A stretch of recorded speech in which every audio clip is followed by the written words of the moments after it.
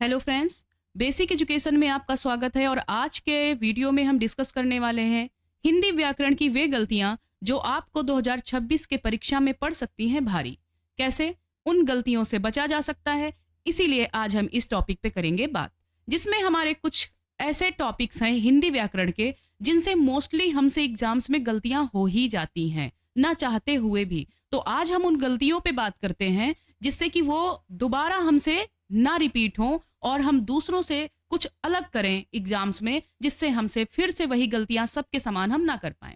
जिसमें सबसे पहले आज हम बात करें तो लिंग और वचन का तालमेल, इससे संबंधित हम बात करेंगे। आपके एग्जाम्स में एक क्वेश्चन पूछा जाता है जिसमें आपको कहा जाता है, कोई आपको वाक्य दिया जाता है और कहा जाता है कि आप बताइए ये पुल्लिंग है या स्त्रीलिंग। अब आपको उसमें कंफ्यूजन होता है कि इसको हम कैसे चेंज करें, तो आपको इस चीज को ध्यान रखना होगा कि कैसे बदलेंगे। तो जैसा कि लिखा हुआ है कि हिंदी में क्रिया हमेशा कर्ता के लिंग और वचन के अनुसार बदलती है। मतलब जो भी हमारा वाक्य होगा उसमें जो हमारी क्रिया होती है वो किस आधार पे बदलती है, कर्ता के लिंग और वचन के अनुसार। मतलब जैसे आइए समझते हैं आगे। जैसे क्या होता है, लिखा है दही खट्टी है सॉरी, दही खट्टी है, या जैसे कहा गया मैंने रोटी खाया।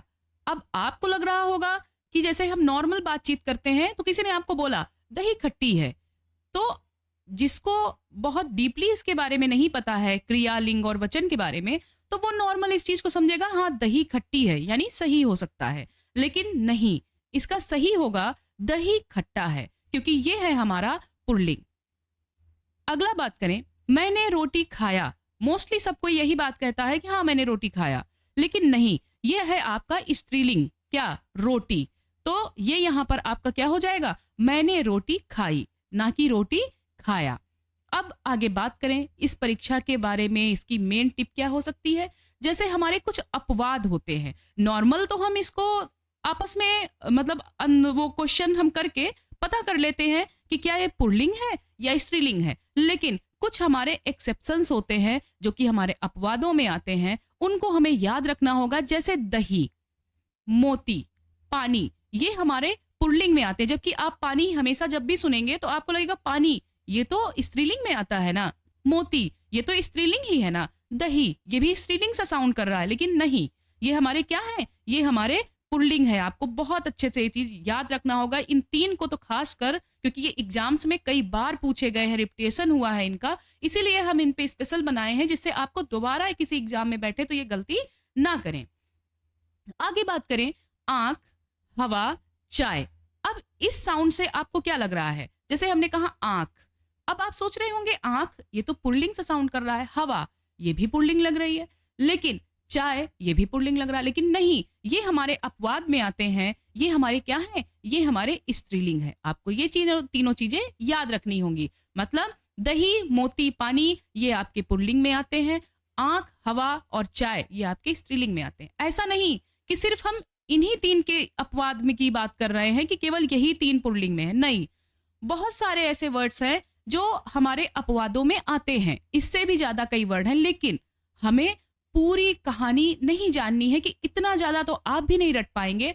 हमें उनको देखना है, उन पे फोकस करना है जो एग्जाम्स में कई बार पूछे गए हैं, कई बार पूछे जा रहे हैं, तो उस पे हम गलतियां ना करें। तो चलिए, लिंग वचन के संबंधित हमने क्वेश्चंस को डिस्कस कर लिया, आगे बढ़ते हैं। आपने एग्जाम्स में देखा होगा जो हमारी ने विभक्ति है, जो कि हमारे सभी वाक्यों में बीच में ने आ जाता है, उसका प्रयोग आपने देखा होगा, यहां पर बहुत गलतियां करते हैं। अब आप सोच रहे होंगे हमने तो आज तक कभी किसी एग्जाम में नहीं देखा कि ये ने से कौन सी गलती हो रही है। तो आइए समझते हैं इसके नियम से। जैसे कि लिखा हुआ है, ने का प्रयोग केवल सकर्मक क्रिया के साथ और भूतकाल में ही होता है। मतलब जो ने हमारा है विभक्ति, ये किसके साथ प्रयोग होता है, या तो सकर्मक क्रिया होनी चाहिए, वहां पर ने का प्रयोग होगा, और साथ में अगर हमारा वाक्य भूतकाल में है तभी इसका प्रयोग होगा, नहीं तो ने का प्रयोग नहीं होगा। अब आप सोच रहे होंगे इसका हम प्रयोग कैसे कर सकते हैं, तो देखिए, जैसे आपके सामने दिया हुआ है उसने सोता है। जैसे आपके सामने कभी कभी वाक्यों को कहा नहीं जाता है कि देखिए कौन सा सही है वाक्य, कौन सा गलत है, मतलब आपको सही वाक्य चुनना है इनमें से। तो जैसे आपके सामने लिखा है उसने सोता है, वह सोता है, अब आप ऐसे करके आपको 4 ऑप्शन दिए जाएंगे और कहा जाएगा इसमें सही चूज करिए कौन सा सही है हमारे इसके दृष्टि से, विभक्ति की दृष्टि से। अब आप कंफ्यूज होंगे, तो अब हमको कैसे समझना है? जैसे है उसने सोता है, ये हमारा गलत है, लेकिन सही क्या होगा? वह सोता है। कभी आज तक आपने किसी से सुना है क्या कि वो बोलता है उसने सोता है? नहीं, आपने सुना होगा वह सोता है। अब आप कह रहे होंगे ये तो बहुत इजी है, लेकिन नहीं, ऐसे ही हमारे कई और भी वाक्य हैं जिनमें हम गड़बड़ी करते हैं। अभी हम थोड़ा और डिटेल में समझेंगे। जैसे एक है हमारा अगला वाक्य, उसने खाना खाएगा, जबकि ये नहीं होता है, वह खाना खाएगा। अब यहाँ पर काहे की बात कर रहा है? भविष्यकाल। यानी भविष्यकाल, जैसा अभी हमने ऊपर आपको बताया, या तो सकर्मक क्रिया में प्रयोग होता है या तो भूतकाल में, लेकिन भविष्यकाल में प्रयोग नहीं होता है। देखिए ऊपर लिखा है ना, उसने खाना खाएगा, तो यहाँ पर ने का प्रयोग नहीं होगा, आपको याद रखना होगा। सिर्फ सकर्मक और भूतकाल में प्रयोग होगा। अब आप सोच रहे होंगे, जो जिन लोगों ने अभी तक सकर्मक और अकर्मक नहीं पढ़ा होगा क्रिया, वो सोच रहे होंगे ये क्या चीज है। तो आइए इसको भी बता देते हैं, क्योंकि हिंदी व्याकरण में सकर्मक और अकर्मक से बहुत बार क्वेश्चन पूछे गए हैं और बच्चे बहुत बार कंफ्यूजन मतलब उनके सामने क्रिएट होता है, ये कैसे पहचाने। देखिए आपको हम बहुत ही इजी तरीके से बताते हैं। जैसे है सकर्मक, अब आपको बहुत ही अच्छे तरीके से समझ आ रहा होगा, जैसा कि हमने अपने एक पिछले वीडियो में बताया था और लोगों को बहुत अच्छा लगा, लोगों ने बहुत अप्रिशिएट किया कि उससे उनकी कंफ्यूजन दूर हो गई। जैसे देखिए यहां पर लिखा है सकर्मक, सकर्मक का मतलब है साथ में कर्म। अब आप समझ रहे होंगे, यहां पर सकर्मक मतलब साथ में कर्म। जैसे हमारा वाक्य जो दिया है, पुलिस ने चोर को पकड़ा। अब आप यहां पे देख रहे होंगे, पुलिस तो हमारा हो गया कर्ता, अब यहाँ पे हमारी जो क्रिया है वो क्या है? पकड़ना। तो अब आप देख रहे होंगे यहाँ पर कर्म है कि नहीं? जो चोर है ये क्या है? कर्म है ना। तो यहाँ पर देखिए आपको कर्म मिल गया कि पुलिस ने चोर को पकड़ा। पुलिस आपका कर्ता हो गया, पकड़ा आपका हो गया क्रिया, और चोर आपका हो गया कर्म। मतलब जहां पर जिस वाक्य में कर्म विद्यमान हो, मतलब कर्म हो, वो हमारा होता है सकर्मक। सा मतलब साथ में है कर्म। आपको बहुत अच्छे से क्लियर हो चुका होगा मेरे ख्याल से। आगे बात करें अकर्मक, जस्ट इसका अपोजिट है। जब इसके साथ में कर्म हो जाएगा अकर्मक, मतलब इसके साथ में कर्म नहीं है। जैसे है वह सोता है। अब देखिए वह आपका क्या हो गया? कर्ता हो गया। सोता क्या हो गया? मतलब सोना हमारी हो गई क्रिया। तो यहाँ पे आपको कोई कर्म दिख रहा है क्या? नहीं। यहाँ पे जब कोई कर्म नहीं है, मतलब ये हमारी क्या हो गई? अकर्मक क्रिया। अब इससे आपने सकर्मक और अकर्मक में भी भेद समझ लिया। अब फिर अपने इस क्वेश्चन पे ऊपर जाते हैं, जहां पर लिखा है कि ने जो विभक्ति है इसका प्रयोग कहां होता है? सकर्मक क्रिया के साथ और भूतकाल के साथ। अब आप समझ चुके होंगे कि जहां पर सकर्मक मतलब कर्म होगा वहां पर ने आएगा। जैसे देखिए लिखा हुआ है कि वह खाना खाएगा, ये सही है। उसने खाना, इसमें आपको हमने बता दिया।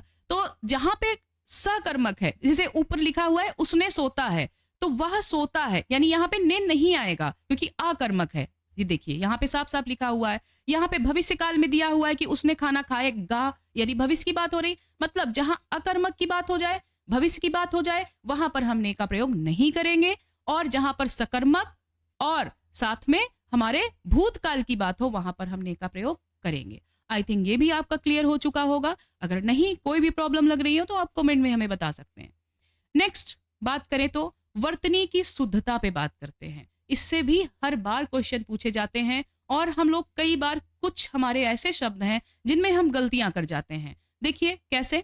शुद्ध वर्तनी आपको छांटने को दिया जाता है कि इनमें से बताइए कौन सा अलग ऑप्शन है कि जो शुद्ध रूप से है। जैसे कई बार ये पूछा गया है, पहला हमारा उज्जवल, बहुत बार पूछा गया, रिपीटेशन किया गया है इसका, जिसमें आपको ध्यान रखना होगा उज्जवल में हमेशा दो जा होते हैं, एक आधा जा और एक पूरा जा। ये आपको बहुत अच्छे से एकदम माइंड में बिठा लेना है कि आधा जा, सॉरी दोनों हमारे आधा जा, मतलब हमारे आधा आधा जा हो। जैसे देखिए आगे लिखा 2 बार आधा जा। देखिए उ धन जा धन वा धन ला, यानी कि जब 2 बार आधा जा आएगा वही हमारा उज्जवल होगा। लेकिन कभी कभी आपको उज्जवल उ आधा जा और आपको पूरा जा लिखकर ऐसे लिख दिया जाता है कि ये उज्जवल लिखा हुआ है। तो क्या आपको लगता है सही है? नहीं, ये गलत है। यानी जब आधा जा 2 बार होगा वो हमारा उज्जवल सही होगा।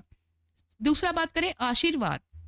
आपने देखा होगा यहां पर हम एक गलती कर बैठते हैं आशीर्वाद को पहचानने में, और ये कई बार पूछा गया है कि हम लोग ये जो ऊपर रा की मात्रा लगी हुई है, आप देख रहे होंगे वा के ऊपर लगी है, इसको हम कभी कभी शा के ऊपर लगा देते हैं, जबकि ये गलत होगा। मतलब हम आशीर्वाद लिखते हैं तो आ लिखने के बाद हम इसको लगा देते हैं कहाँ, ऐसे शा लिखने के बाद आशीर, और यहाँ पे रा ऐसे बना देते हैं आशीर्वाद, जबकि ऐसा नहीं करना है हमको, और हर बार हम गलती ऐसी ही करके चले आते हैं। तो हमें क्या करना है, हमारा जो रा है वो कहाँ रहेगा, वा के ऊपर रहेगा। आगे बात करें कवियत्री, ये मोस्ट टाइम पूछा गया ये हमारा वर्ड है। कवियत्री में हम गलती कर जाते हैं, उसमें क्या करते हैं, कवियत्री लिख जाते हैं, जैसा देखिए यहाँ पे लिखा हुआ है, जबकि या में भी छोटी ई की मात्रा होती है, आप देख रहे होंगे कवियत्री होता है।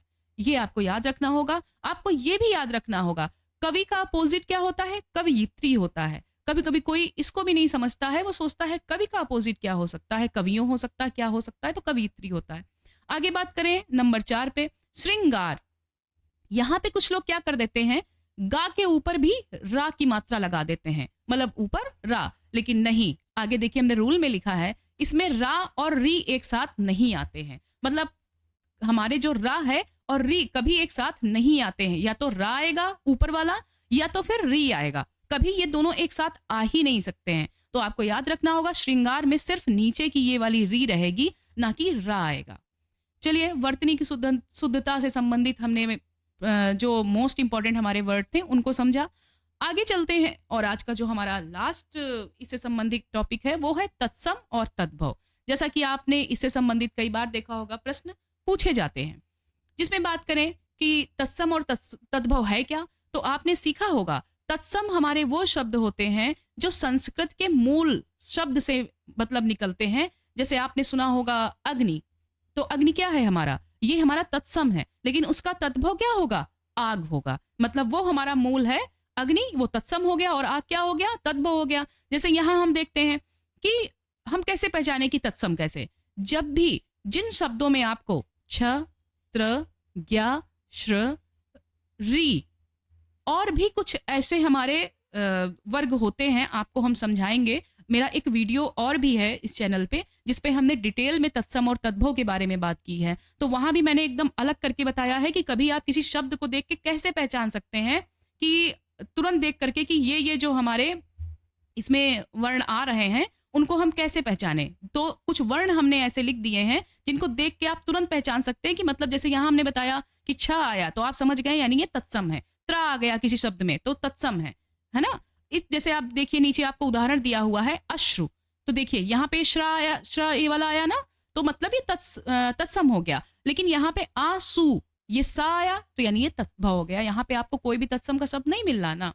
आगे चलिए आते हैं। इस प्रकार से हमने तत्सम और तद्भव को भी पहचान लिया है, और अगर आपको डिटेल में इसको समझना है तो मेरे वीडियो में जा करके आप इसमें डिटेल में इसके सारे जितने भी हमारे नियम हैं उनको देख सकते हैं।